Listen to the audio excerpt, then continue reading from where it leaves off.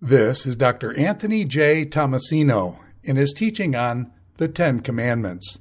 This is session number 8, Commandment 7, No Adultery.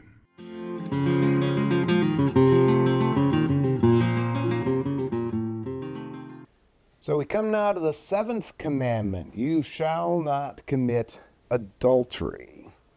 Now, the other day I was working on this lecture and I thought maybe it'd be interesting to find a few funny anecdotes about adultery. And the fact is, there are dozens and dozens and dozens, and maybe even hundreds. A lot of them are simply variations of the same themes, but adultery seems to be a sin which isn't taken very seriously in society for the most part. There are, of course, the things that harken back to ancient times, and even in the days of the Canterbury Tales, adultery was one of the main themes from which they derived their comedy. A number of famous movies and TV shows have also had a adultery theme played for laughs. People just didn't seem to take it very seriously. It wasn't viewed as something that was much of a tragedy, rather more often viewed as something that, well, to some extent, the cuckolded husband, the man whose wife is cheating, is the object of much derision. The wife whose husband is cheating doesn't get quite such hilarity, but the husband, on the other hand, typically is the brunt of the jokes. In our society today, there has been a little bit more controversy regarding, as we seem to have taken a much more lackadaisical attitude toward adultery, and some people seem to think that, of course, variety is the spice of life, and the sexual morals of our day seem to be willing to tolerate a lot more adventure, you might say, a lot more cheating, let's put it plainly, than they would have in the past.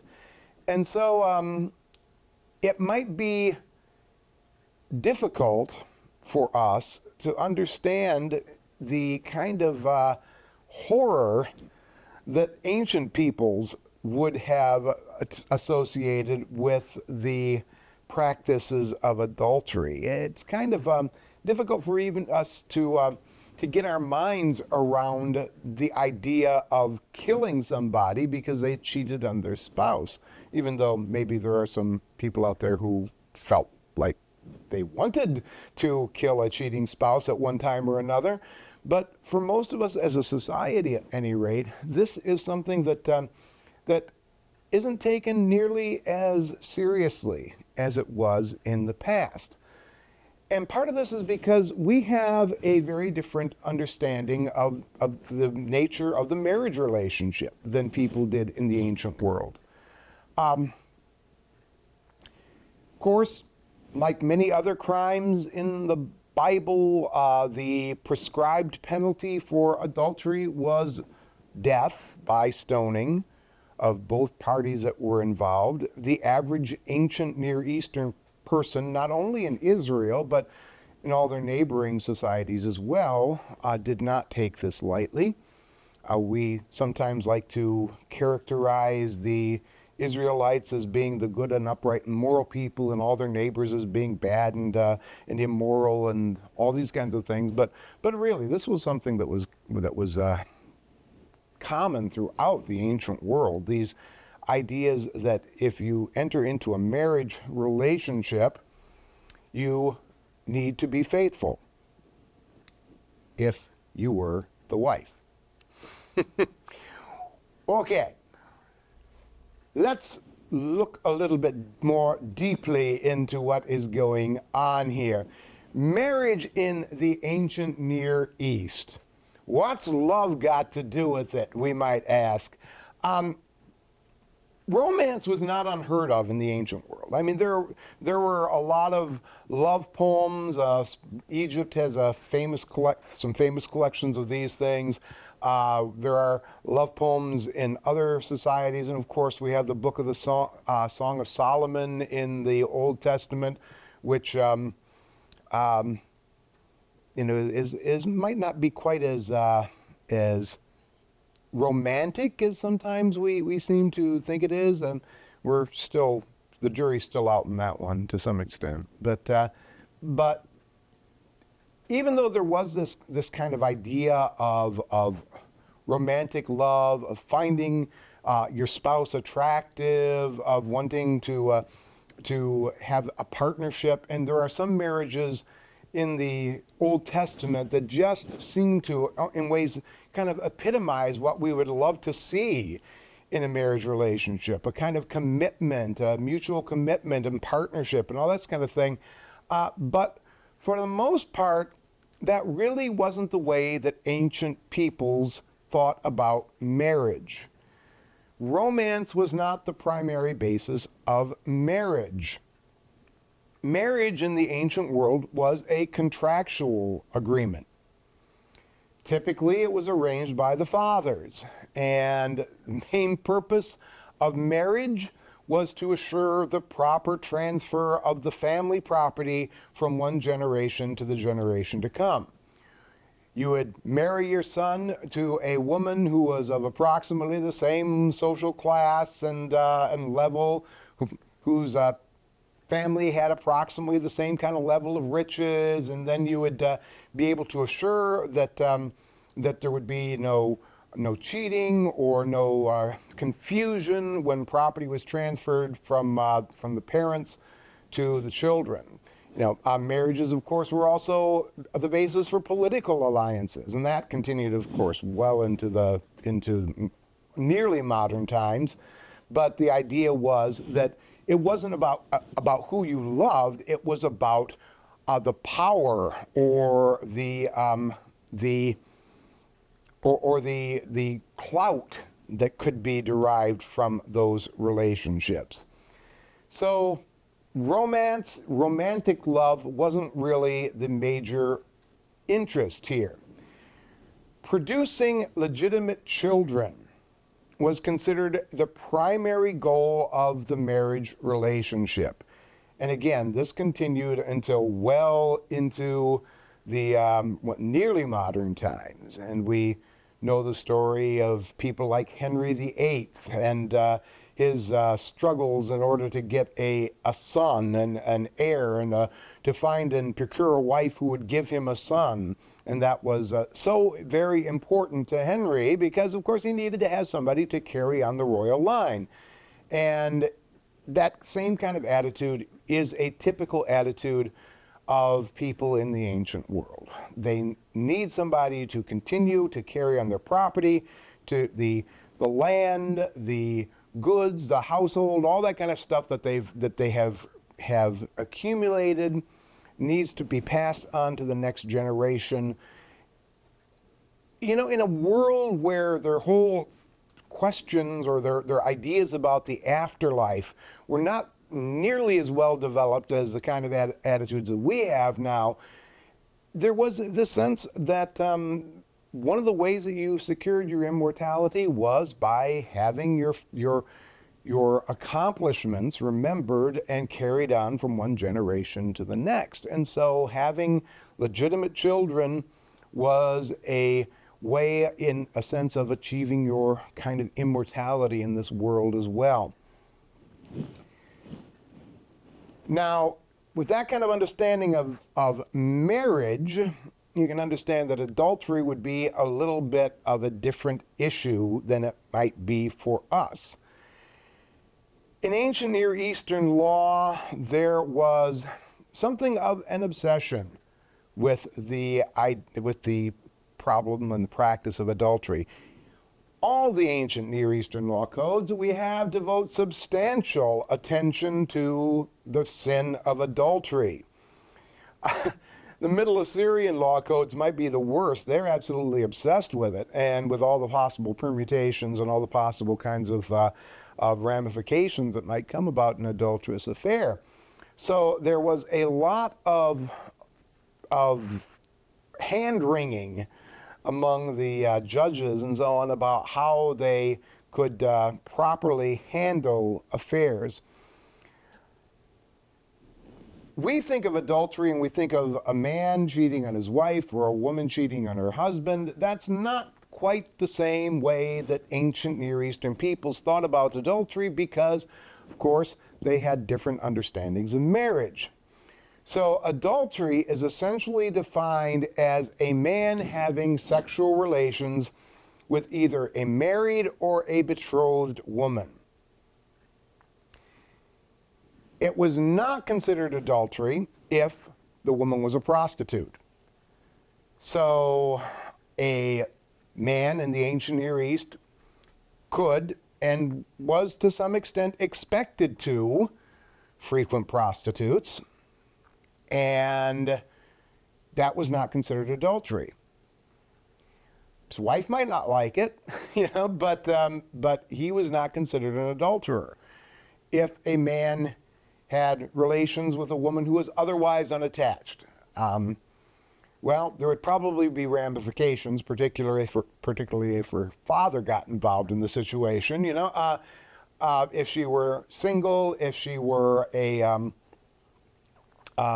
virgin daughter of somebody of any kind of standing, this could be a very bad thing. But there were also cases where somebody could take on a mistress, somebody could take on a concubine. And concubinage is something which is kind of misunderstood. A concubine was sort of like a second-class wife, really is what we're talking about here. A wife who's got this nice little marriage contract which lays out all of her rights for her and so on would be the one who would be considered to carry on the family line. A concubine was generally not regarded in that way. For the concubine, typically she got a home, she got a roof over her head, she got the possibility of having children, but she could not expect her children to inherit anything. She was not granted the same kind of legal protections as a wife would be granted. So, yeah, sometimes a concubine would be kept in the house and treated as if she were a wife, but it wasn't quite the same sort of arrangement. And again, this is something that there is some questions about this and how this whole thing worked. But what's clear is that concubines were primarily, it's going to vary from one person, one relationship to another. But for many people, it was just a sexual partner. For other people, it was a companion. And for some people, a concubine was basically a wife without a contract. So that varied widely. But if a married man had a concubine, that was not considered adultery. If he went to prostitutes, it was not considered adultery. If he dallied with the local whatever, it was not considered adultery. Okay? The penalties for committing adultery, for a married man having sexual relations with a married woman, varied greatly. Typically, what we find in all the law codes is they usually begin by saying, you'll kill the man and the woman. And then they start adding the caveats. But if the man doesn't want to kill his wife, he doesn't have to. In that case, the man that she committed adultery with also goes free. Right? If a man chooses to cut off the nose of his wife, this was kind of the Assyrian way of doing things, then the man who committed adultery would also have his nose cut off. There was also the possibility of cutting off the ears. And it's sort of like these are decreasing levels of severity in a sense. He could cut off her ears. She remains his wife, but she has no ears, and everybody who looks at her knows that she was an adulteress. But then they would also cut off the ears of the man who had committed adultery. If the man chose to sell his wife into slavery, which apparently happened fairly frequently, then the person with whom she committed adultery would also be sold into slavery. So the Assyrians were kind of trying to be a little bit balanced, I guess, about their approach to this, to try to be a little bit fair. What's good for the goose is good for the gander, so to speak. Yeah. In the Hebrew Bible, we might hope that things would be a little different. We might hope, but our hopes would probably be disappointed, because in the Old Testament, the Israelite understanding of marriage was very, very similar to those of the Babylonians or the Assyrians or the Canaanites or any of the people around them. Primarily, marriage was about producing children who would then go on to inherit your stuff, And there are some beautiful exceptions. The story of Hannah, the mother of the prophet Samuel, I think is one of those beautiful kind of examples. Just a short little kind of throwaway line there in the first chapter of 1 Samuel, where we have this lady who is barren, and her husband has two wives, and the one wife has children, and as is typical in those kinds of situations in the Bible, where you've got one wife who's got children and the other one who doesn't, there's always a tension between the two of them. But Hannah would weep and become very disturbed, and her husband says to her one day, he says, don't be so upset about this. Am I not more for you than having 100 sons? So so she wants to be the mother, because that is the honored position, particularly if a person has several wives. Then we remember the wonderful story with Jacob and his wives, where they're competing to see who can have the most kids. Having children was the way that they fulfilled their lives as wives. And boy, does this sound sexist to us today, but that's kind of the way it was back in those days. But marriages were oftentimes arranged by families, typically for the passing on of property, just as in the communities around them. And as in those other societies, a higher class woman would be obtained with a bride price.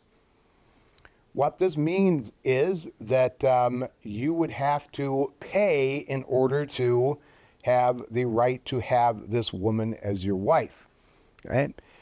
So, but that's only if you're, upper class. That for the most part, for the common folks, this probably wasn't a thing. And we had this wonderful story of King David, who wanted to obtain Saul's daughter. Well, he wasn't king at that point, but General David, who wanted to obtain the daughter of King Saul as his bride, and Saul demanded the foreskins of 100 Philistines for a bride price. Typically, it would have been riches of some sort or another, but apparently David wasn't particularly rich at this point. The women, for their part, they would bring a dowry into the relationship. The dowry was a amount of money that would help to secure their future. Prenuptial agreements were very, very common in the ancient world. We think of this as a modern, enlightened thing. Well, that was very common in times past, that the women had to have protection. And so the women would be able to bring this property in, and if the husband divorced them, then they could take that property out with them, and would provide for a living for them. So yeah, very much a business arrangement, very, very well scripted, and much legal rigmarole attached in those days to the institution of marriage. Betrothed women were considered bound to their future husbands. Violation of betrothal was treated as adultery, and of course this is the situation that we have with Mary and Joseph in the New Testament, where Mary is betrothed to Joseph and then she's found to be with child.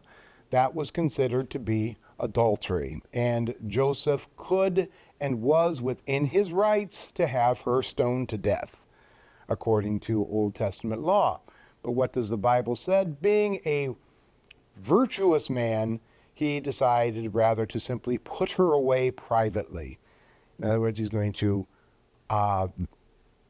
do away with the betrothal, divorce her, we might say, in a sense, and allow her to marry the father of her child. What a guy. Him. What a guy. But apparently, this kind of thing was more common than we would think. Men might have a variety of partners in the Old Testament. That was not uncommon. And we see in some of the biblical patriarchs engaging in hanky-panky occasionally, and some of the other people in the Bible who... Now, I'm not trying to say this was encouraged, because it wasn't, but it was clear that it happened, and it was sort of like, well, it happens, you know? It was kind of assumed to be a fact of life that men would be doing these things, and it was not right, but it was not against the law.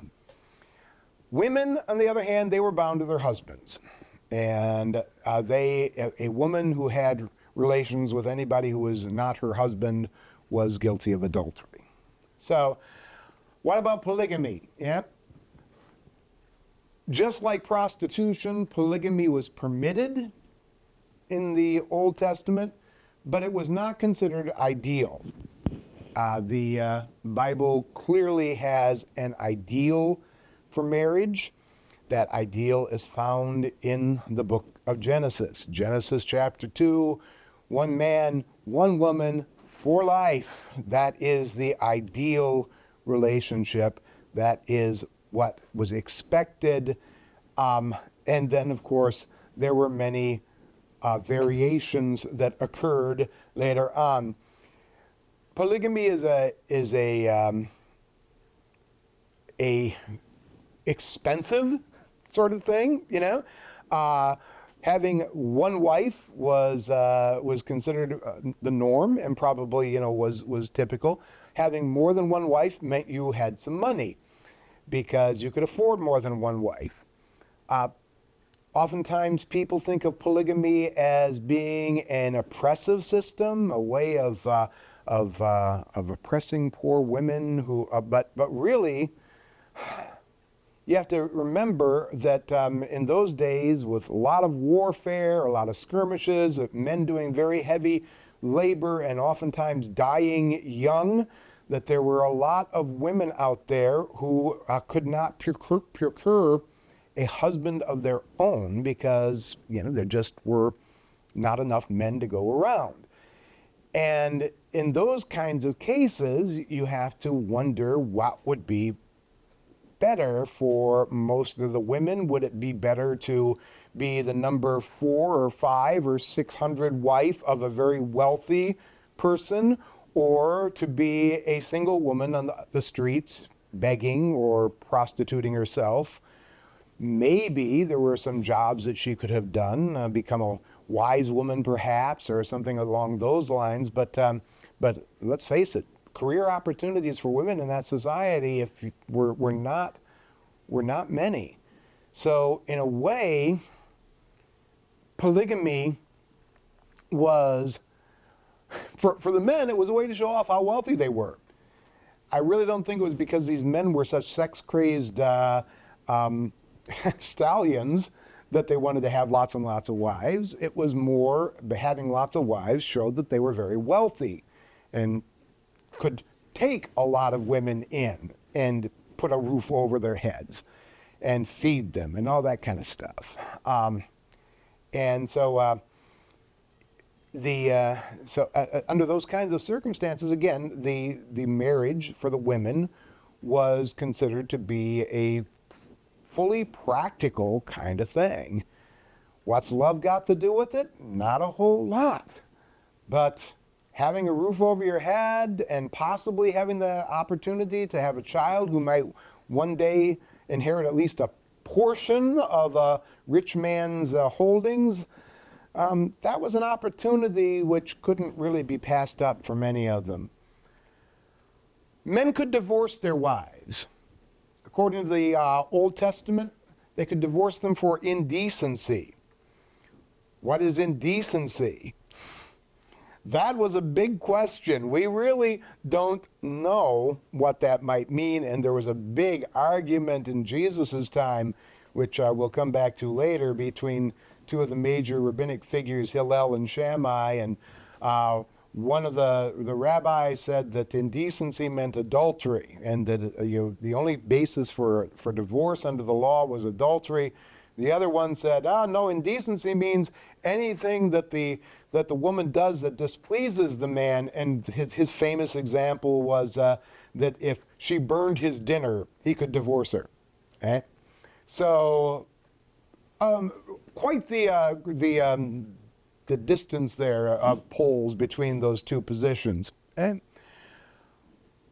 textual discoveries in the Persian period give kind of some interesting light on things. You know, in the Old Testament, we assume that this is all male-dominated and that the men pretty much had the upper hand and everything. But later on, we find out from the Persian period that it was not uncommon for women to divorce their husbands as well. Now, this was not unheard of even in the ancient times, because even the Code of Hammurabi did make concessions for cases where women might need to divorce their husbands. It was a very different case than if a man divorced his wife, but it was kind of unthinkable to them, but it apparently did happen. And we found, in fact, legal documents from the Persian period which indicate that it was not really that uncommon for women to divorce their husbands. And there oftentimes were agreements, and there were prenuptial agreements and policies that made it possible for them to do that and not be reduced to poverty. So, yeah, in some ways, kind of surprisingly modern as well. So that's kind of a little bit of an overview of the institution of marriage in ancient Israel. What about adultery in the Old Testament? Well, not that surprising. It is quite similar to that we find in other ancient Near Eastern societies. This commandment is nice and simply placed in the Bible in a couple of words. Lo tinaf, do not commit adultery. Nice and simple and straightforward. And again, like their neighbors, adultery is defined as a married woman having relationships with a man who is not her husband.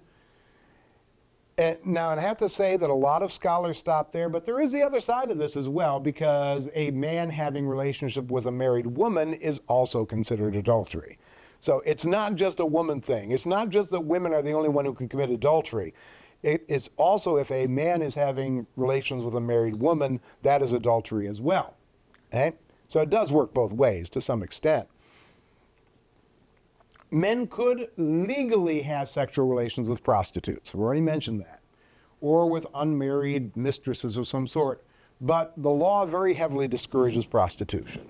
There are, places where it plainly said, don't allow your daughters to become prostitutes, or the land will become full of immorality and lewdness and so on. The prophets, in Hosea, we have one of the most marvelous statements of, I think, of ethical fairness in the Old Testament, where God says through the prophet Hosea, don't expect me to judge your wives for committing adultery when you yourselves are out there committing adultery, you know? God says, no, we're not going to have a double standard here. It goes a little bit beyond what the law says, because the law kind of did allow a double standard, but God makes it clear that that is not his ideal. The penalty prescribed for adulterers in the Old Testament is death. The man who commits adultery, committing adultery with his neighbor's wife, both adulterer and adulteress shall be put to death. Now, in the Assyrian law code, they have this almost exactly the same statement there, but then they go on to say, but if the man doesn't want to put his wife to death, etc., etc., etc. The Torah, the Old Testament law code here, doesn't give that concession, but it's quite clear that that kind of thing was allowed, because we have the wonderful story, again, of Hosea and his wife Gomer, who committed adultery, and apparently with several different men. And as you read through the story, what it becomes apparent is that Hosea was planning to sell Gomer into slavery. So rather than stoning his wife to death, he instead shows mercy. Yep. Ancient adultery laws, even in the Bible, protect the family legacy, not the family relationships. Ancient people did not want illegitimate children inheriting their property. It always kind of reminds me of the story of the cuckoo bird. You know, the cuckoo bird will find a nice nest where there are several eggs, and the cuckoo will come and lay its eggs in the nest. And then the cuckoo bird will hatch first. And then what it does is it pushes the other eggs out of the nest. And when the mama bird comes back and she sees this cuckoo here, apparently she's not able to tell it from her own babies, and so she feeds it and tends to it, and the cuckoo bird gets big and fat and then flies away and does its cuckoo-y things. So that's kind of the situation that men were trying to avoid here with their adultery laws, is they did not want a cuckoo in their nest. They didn't want anybody inheriting their stuff who wasn't their biological offspring. Adultery laws in the Bible were harsh, and I already started to talk about this, and I'm going to go a little bit more into this now. Grace, on the other hand, was abundant toward adulterers. How many people in the Old Testament were killed for committing adultery? Well, you look at it, you can't really think, I can't think of any. Yeah? Divorce, enslavement might well have been the typical punishments. If you know your wife is committing adultery, you could certainly divorce her, and very likely the courts would allow you to send her away without her dowry or something of that sort. She probably forfeited that. Most likely that would have been written right into the marriage contracts, you know? So we got Hosea and Gomer, we've got King David, you know, who committed adultery. David, of course, compounded his adultery with murder, and we'll talk about his story a little bit later. But yeah, you read through the Old Testament, you don't see any evidence that the adulterers were stoned to death. It was on the books, it was on the law code, but as I mentioned before, I think that the law codes are more like kind of ideals and guidelines for the judges rather than set in stone, this is the way you have to do it kind of thing. There was a lot more grace built into that law code than what the later Pharisees would allow for. Several Bible passages depict God as an aggrieved spouse of faithless Israel. We find this in Hosea, the first couple chapters, Jeremiah chapters 2 and 3, Ezekiel 16, and other places as well. This is one of the major metaphors in the Bible, as God as the husband and Israel as the spouse. It's really kind of a sort of a fascinating appropriation, particularly in the book of Hosea. Hosea acknowledges that in the Baal religion, the worship of Baal, Baal is an interesting fellow. The word Baal means Lord, but it also means husband. And Baal was considered to be, in some sense, the husband of the earth and the husband of Baal's worshipers. And in the book of Hosea, God appropriates that image and says to his people, no, I am your husband, and I am the one who provides you with all these good things that you have. Yeah? So that image appears a number of times, but what does Israel do? Israel is unfaithful to God by running off with all these other gods and cheating on the Lord. Ezekiel is one of the most beautiful and pathos-filled passages in the entire Old Testament where God talks about how his heart has been grieved by the faithlessness of Israel, of his people, as they have cheated repeatedly on him. And what does God do? They say, okay, you're going to be stoned to death. No, he says, I keep taking you back. And he vows, he says, okay, I'm going to have to put you away for a while. And you're talking probably about the exile, but he says, but I will take you back to myself again. And sometimes there's kind of this condition put in there, if you will return to me, then I will welcome you back.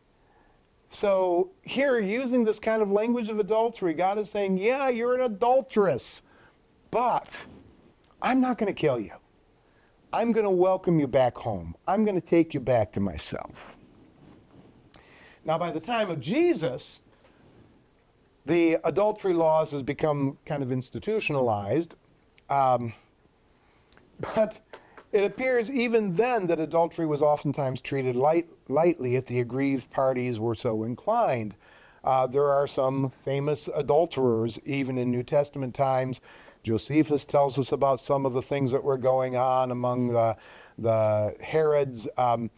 Now, when King Herod's favorite wife, Mariamne, was suspected of being an adulteress, whether she was or not, there's still actually some debate about that, but Herod had her strangled to death, and one of the methods which was typically not the method used for the main wife, but anyway, but rather than having her stoned, as the Bible said, but very often everybody knew what was going on, and they were just ignoring it or able to overlook it.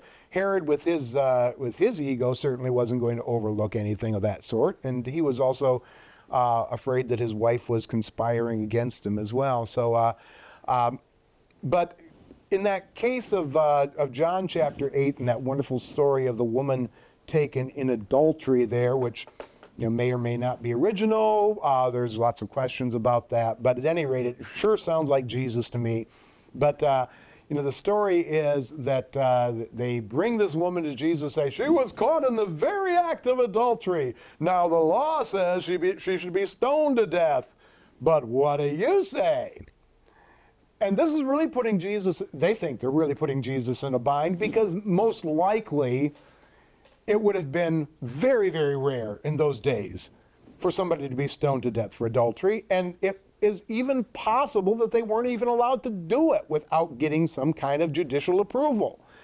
And yet what they're trying to do is to make Jesus violate or repudiate the Old Testament law.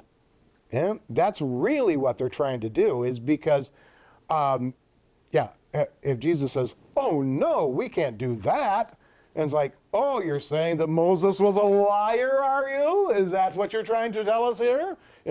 Are you telling us that we can just ignore the laws of Moses? Typically, they were probably doing that anyway. But yeah, they were trying to put Jesus in a bind, and of course, Jesus wasn't going to fall for it, because Jesus instead says those wonderful words, "Whoever is without sin among you, that can be the guy to cast the first stone." Okay, so Jesus reframes this whole question of adultery. And once again, we see this in a couple of different places in the New Testament. In Matthew chapter 19, we have the question of what really is the basis for marriage. Remember, in the ancient world, typically the basis for marriage is passing on property. So some Pharisees come to him and they try to test him. They say, "Is it lawful for a man to divorce his wife for any and every reason?" And again, this is the debate going on in Judaism at that time. We've got Rabbi Hillel and we've got Rabbi Shammai. One of them is saying, only if she commits adultery, and the other one is saying, if she burns your dinner, put her away. You know? And Jesus says, well, haven't you read that at the beginning the Creator made them male and female? And he said, for this reason, a man will leave his father and mother and be united to his wife, and the two, notice two, shall become one flesh. So they are no longer two, but one flesh. Therefore, what God has joined together, let no one separate. So Jesus doesn't go to the law of Moses to define marriage. He doesn't go to the typical practice. He doesn't go to the rabbinic debates. Rather, Jesus goes directly back to creation. What does God intend for marriage? How does God define it? What is the ideal? The ideal is one man, one woman together for life. Now, of course, this kind of makes everybody's heads explode. Why then, they ask, did Moses command that a man give his wife a certificate of divorce and send her away? Well, if God intends them to be together forever, then why does Moses say that they can separate? And Jesus replies, Moses permitted you to divorce your wives because your hearts were hard. But it was not this way from the beginning. I tell you that anyone who divorces his wife except for sexual immorality, and there's a question of whether or not this line here, by the way, is original, because it doesn't appear in all the manuscripts, and marries another woman, commits adultery. Matthew chapter 19, verses 7 through 9.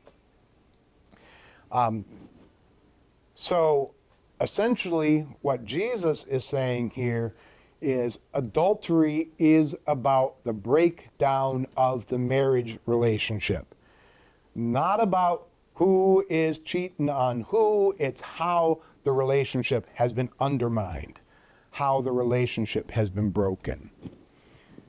So, marriage to Jesus, it's not about your property, it's about your relationship, about two people coming together and becoming one. Adultery isn't a disruption of transfer of material goods or property from one generation to another. Adultery is undermining a God-ordained relationship, which is meant to last forever. What a difference this makes, you know, and our understanding of how marriage and relation and adultery should operate. I would say, you know, that Jesus really gets to the heart of the matter more so than the Old Testament laws do. He is again appealing to the principle behind the law. Okay, yeah. So we have people who are wanting to get divorced because they don't feel like they're compatible anymore or something of that sort, and Jesus tells us that is not what God intended. Now, as an aside here, we know, of course, that divorce does happen in our society. We know that there are cases sometimes where divorce seems to be I could say the best option in some relationships. Yeah.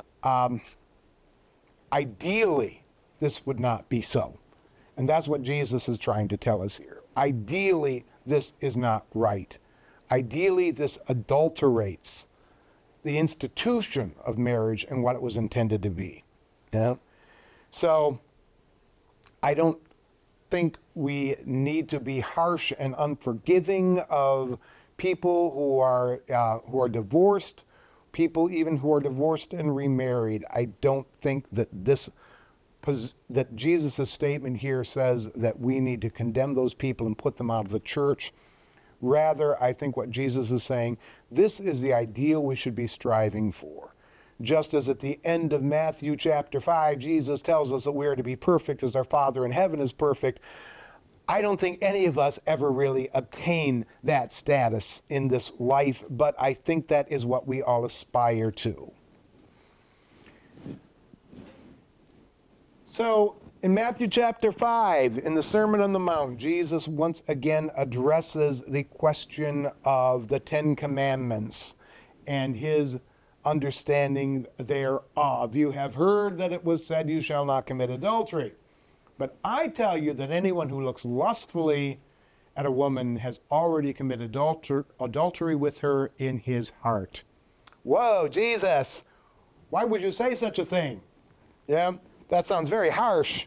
That sounds really quite, you've just like condemned half of the human race here, Jesus moves the matter of adultery from the body to the heart. The rabbis devoted a lot of ink to trying to define what was considered an adulterous act. And they kind of went back and forth in some of these things, as the rabbis did. That was kind of the way they argued. It was sort of like a dialectic kind of process. Sometimes it was more like a free-for-all. But which acts would be considered adulterous? And some of the rabbis would say, that you might imagine a case, and the rabbis, I'm pretty sure that a lot of these cases they're coming up with are completely hypothetical and probably completely unbelievable. But there was a debate about a case where, and trigger warning, I knew of a fellow who was put on administrative leave for sharing this story in a class because some students were offended. But at any rate, hopefully nobody will put me on administrative leave here for sharing this one. But the story goes like this. So a man is up on a roof repairing a leak in the roof of a wealthy homeowner, and he is doing this action up there, and he gets hot and sweaty, so he takes off his clothes. So he's up there on the roof naked, working on the roof. Meanwhile, the mistress of the house comes out, and she decides to sunbathe in the courtyard of her house, as was kind of typical in those days. So she's down there, she takes off her clothes, getting a nice tan all over. Well, the man working up on the roof is suddenly caught by a great wind, and the wind takes him off of the house, and he lands right on top of the woman, and they have sexual contact.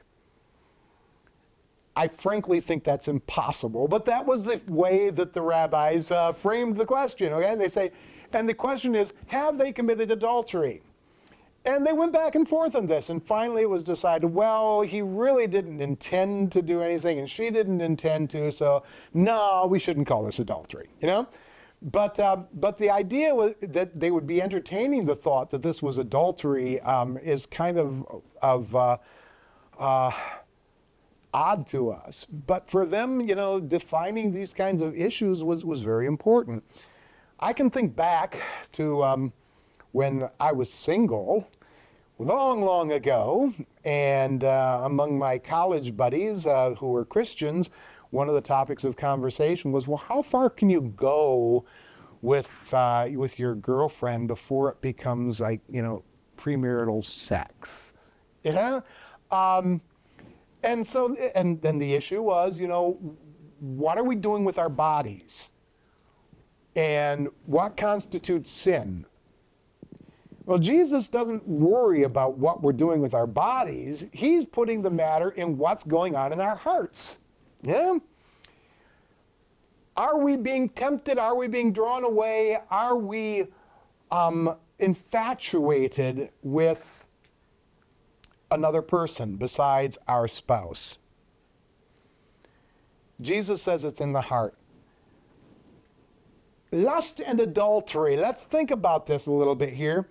If a man looks at a woman and lusts after her, I had a professor in seminary who was telling a story about a young man that he counseled who was absolutely distraught because he was saying, he's telling the professor, he says, I can't stop myself. I see pretty women and I just feel so drawn to them. And he says, I know I'm committing adultery in my heart.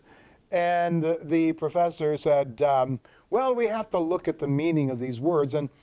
And even today, I appreciate kind of what the guy had to say. The word translated lust here, to lust after her, epithumeo. Right? Epithumeo is a burning desire to possess something or someone. Yeah? It is not a passing fancy. That is not what this is talking about. It's not about finding someone attractive. There is another little incident in the rabbis where one of the rabbis saw a beautiful Gentile woman, and he uttered an oath about, praise be to God who's created such beauty or something like this. And all of his rabbi friends were kind of scandalized that he was expressing his admiration of this woman's beauty. Apparently it wouldn't have been so bad if she'd been Jewish, but the fact that she was Gentile, that seemed to give them problems. But yeah, I mean, is that adultery? Well, apparently that's not what Jesus is talking about here. Rather, it seems what Jesus is talking about is a desire to possess. We might say infatuation. I really think that that's really more what this is talking about. If you're thinking about it, if you're planning on it, you are undermining your relationship with your spouse. Lust undermines the integrity of the marriage relationship. Having infatuation with another person is breaking down the integrity of the relationship you're supposed to have with your spouse. That really seems to be what Jesus is talking about here. Adultery in his heart, rather than attempting to define adulterous acts. Now, remember when Jimmy Carter did an interview with Playboy magazine a whole bunch of years ago? This was when Jimmy Carter was I'm showing my age here, I guess. He was the candidate Jimmy Carter at the time, and the big thing about Jimmy Carter was he was really the first presidential candidate who wore his faith on his sleeve. I do believe he was a very pious and really, I believe he's a Christian. I mean, what that means for him as a president is another question. But he was a man who wanted to do what was right, and he was a Christian man who was trying to be a follower of Jesus. Now, the reason why I bring up Jimmy Carter is in this Playboy interview, Playboy magazine asked him what would a Christian engage in as far as sex acts goes. And Jimmy Carter just blithely goes out and goes through a whole list of things that he thought Christians would be willing to do and other things that Christians probably shouldn't do. This is kind of what's going on here. That for a lot of people, they're trying to define what physical acts would constitute adultery. If I hold hands with her, am I committing adultery? Yeah. If I put my arm around her, side hug, okay, front to front, maybe not, where do we draw the line? Well, Jesus says you draw the line in the heart, not in the body. Yeah? The problem isn't the action so much as the thought process that gives rise to the action. So if some evil magician hypnotizes you and makes you think that his gorgeous assistant is your wife, and you go and you start smooching with his gorgeous assistant on stage, and everybody's laughing at you up there, you are not committing adultery, because it has nothing to do with your heart. That's where the issue really lies. The heart was regarded as the seat of the will. And this is something that, again, when we read about the heart in the Bible, I think we kind of project some of our modern thoughts, and we tend to think about the heart as the seat of the emotions. In the thinking of the ancient Hebrews, the emotions were located in different places in the body, you know? So you might feel something in your loins, certain kinds of feelings. You might feel other kind of feelings in your kidneys, like guilt. You might feel, your feelings might arise from your gut, from your stomach. Not the brain. They didn't know what the brain did. They didn't even worry about that one. But the heart was considered usually not the seat of an emotion, but rather the seat of the will, oftentimes. So Jesus is talking here about lusting and committing adultery in your heart means that you are engaging your will in an act that undermines your relationship. So again, Jesus' words here seem to be talking about somebody who's perhaps infatuated, obsessed with the concept of cheating. I wouldn't even see maybe fantasizing, but maybe engaging in fantasies and entertaining fantasies, and not merely a passing thought. Now, here's where it gets fun. What does Jesus say we should do about adultery? Jesus doesn't say anything about stoning to death the woman, you know. Rather, Jesus says, okay, so let's say you're having these adulterous thoughts. Your eye just wants to keep wandering and looking at that lady over there. Well, if your eye is causing you trouble, rip that baby right out of there, you know, and throw it away. If you can't keep your hand from touching things that it shouldn't touch, well, cut your hand off. Because it's better for you to enter into heaven with a missing hand or a missing eye rather than to enter into hell with all of your body parts intact. Well, yeah, what does that mean? You know, again, throughout Matthew chapter 5, Jesus uses that literary device of hyperbole. Yeah? Nobody enters into heaven missing an eye. Nobody goes into heaven missing a hand. That's not the way heaven works, you know? Jesus is using hyperbole in order to make a point here for us. And his point being that we need to be willing to make sacrifices in order to maintain our purity, the purity of our relationships. Now, if you can't watch a television set without thinking about how much you would love to be having relationships with that pretty star or that pretty starlet, then maybe you should give up TV. If you can't watch, if you can't get on certain websites without feeling tempted, then maybe you just shouldn't go to those websites. And there have been people who've done this, and it's made headlines occasionally. This is a story that came up a few years back, quite an uproar in the media, because there was a dentist in Iowa who fired one of his assistants because he found her too attractive. And apparently there was a little bit of flirtatious behavior going on back and forth. And the man, being a Christian, said, I hate to do this to you. I'll give you a nice, generous severance package, but I really cannot have you around me because it's hurting my marriage. Well, she, of course, sued, and it made headlines, and it went all over the place about how evil this dentist was, that he would fire this woman for having for being attractive. You know? But what happened? Well, eventually, actually, the case was dismissed by the courts, which is kind of, one for the good guys. Because, it wasn't like he was throwing her out in the street or something of that sort. She was a dental assistant. There are lots of opportunities for dental assistants. And he was doing what he thought was best. He was plucking it out, we might say, in order to save the integrity of his marriage.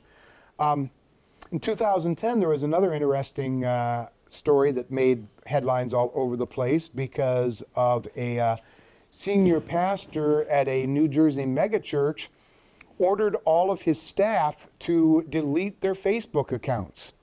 Seems that a couple of his staff members had hooked up with old flames through Facebook, and the senior pastor decided this was simply too much of a potential danger and said, if you want to work on my staff, you've got to delete your Facebook accounts.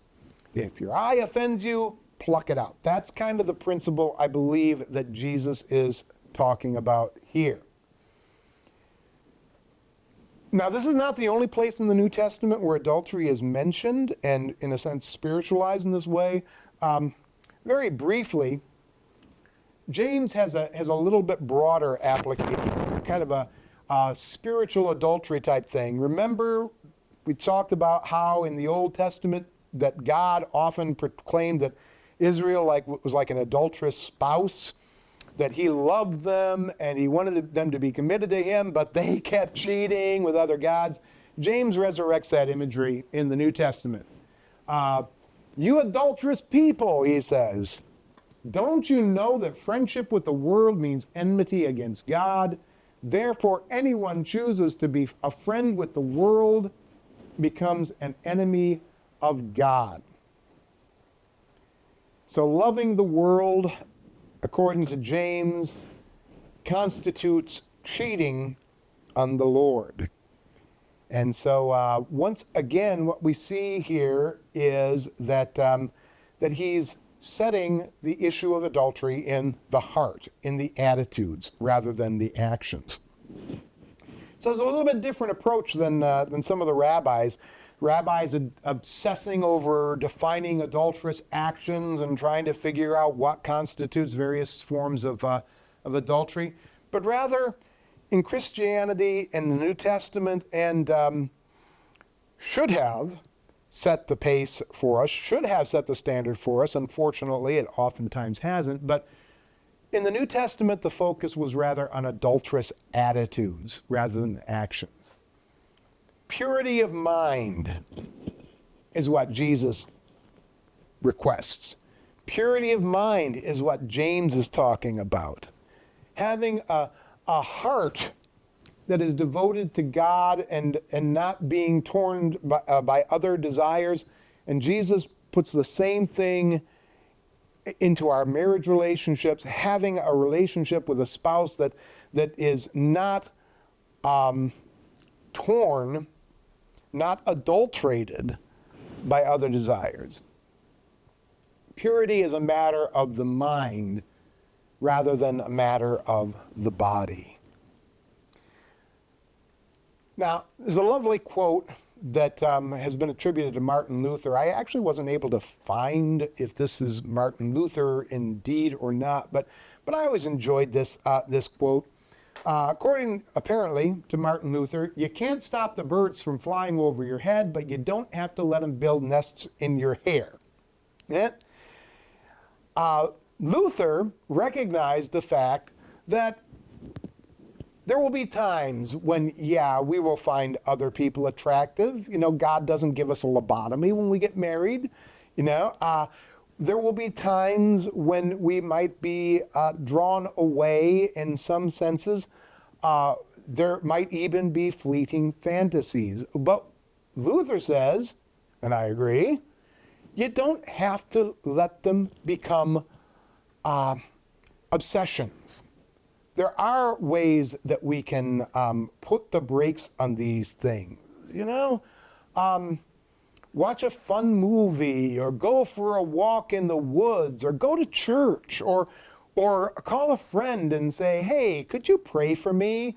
There are lots of ways that we can diminish the temptations. If we're willing to acknowledge, and I know this is tough sometimes, and particularly in more conservative evangelical circles, it's tough for us to admit that we're human.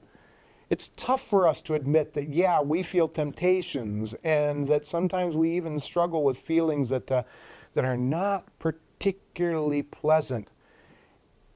And not only is it tough for us to admit that, but it's also tough for us to hear that. And the sad thing is that the church is not always good at dealing with that kind of thing. That when we hear that somebody is dealing with temptations, sometimes we find that there are churches who will judge and ostracize those people. We need to be able to be open with each other. We need to be able to be vulnerable, and we need to be able to discuss our thought lives, because it is in the thought lives where the sin begins, and it is in the thought lives where it takes root. And as we'll talk about a little bit later, if we can nip it in the bud there before the birds take nest in our hair, we can prevent scandals from happening later. God wants us to have pure relationships with our spouses and with members of the opposite sex. It's difficult, but sometimes, and well, for most of us, many times it's difficult. But we're not in it alone. We have the power of the Holy Spirit. We have the companions that God gives to us, and we've got common sense as well. So let us strive to be pure from the inside, and then let the outside take care of itself.